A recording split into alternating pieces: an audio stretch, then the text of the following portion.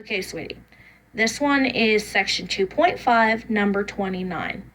I know it looks hard when you're looking at it, but it's actually not that hard when we're trying to figure out if this graph is continuous.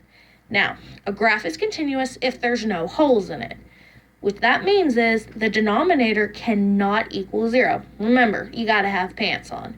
So, if we look at this graph, we see on the side here that for this function, x cannot equal 3. If you plug 3 in for here, you'll get 0 on the bottom. So, this function has a hole at 3. This bottom part right here, where it says x equals 3, it equals 5, all that's telling you is they're trying to give you a value for there so you can plot this point. But there is going to be a hole in the graph, and it's going to look like there's there's 2 points there, but there's not. So, this graph is going to be continuous everywhere except when x equals positive 3, and that's because of that top function. Another way to check this would be to graph it. I graphed it down here to show you exactly what's going on.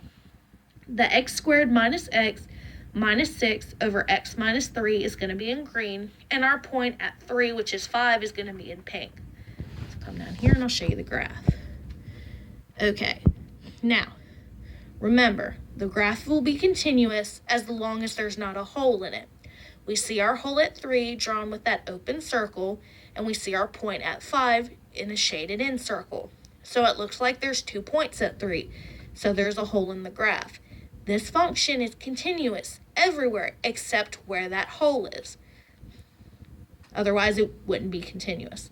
That's probably the easiest way to explain something like this.